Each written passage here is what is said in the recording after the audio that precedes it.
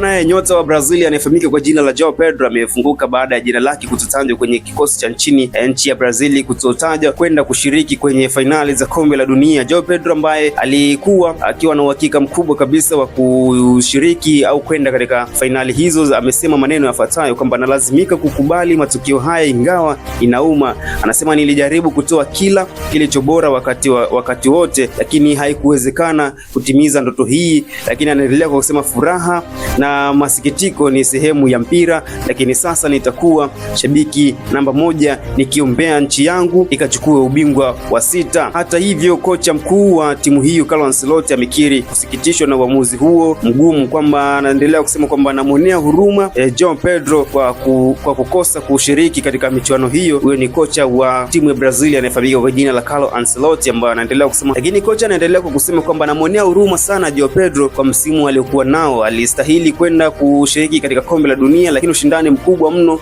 na tulilazimika kuchagua wengine. Poleni sana. Hilo ni maneno ambayo alikuwa akizungumza kocha Carlo Ancelotti. Lakini takwimu za Joao Pedro ambazo mashabiki wengi waliamini zingemsaidia kuwa sehemu ya kikosi cha mwisho cha Brazil kwa ajili ya kombe la dunia 2026 ni mechi 49, amefunga mabao 20, lakini pasi za mabao yani assist 9. Hizo ndio takwimu ambazo mashabiki walikuwa wamesimamia nazo kwamba Joao Pedro ataenda kuwakilisha vyema timu ya taifa kwa takwimu ambazo amekuwa nazo. Joao Pedro bana amelikosa lile ambalo linaweza kusema ni ndoto zake kwenda kutumikia timu ya taifa katika msimu huu, na amesema kwa maneno yake kwamba nimejaribu sana kufanya kila kilicho bora ili nihakikishe ninatumikia vyema timu yangu ya taifa, lakini haijawa hivyo. Lakini hata hivyo, kocha wake naye hajaridhishwa na maamuzi hayo, amesikitika sana na kuonesha kwamba hii imemuuma sana. Bwana, hii ni Royal Television, tunazidi kusogezea taarifa za kimichezo kila wakati. Endelea kukaa pamoja nasi, lakini hakikisha umegusa alama ya follow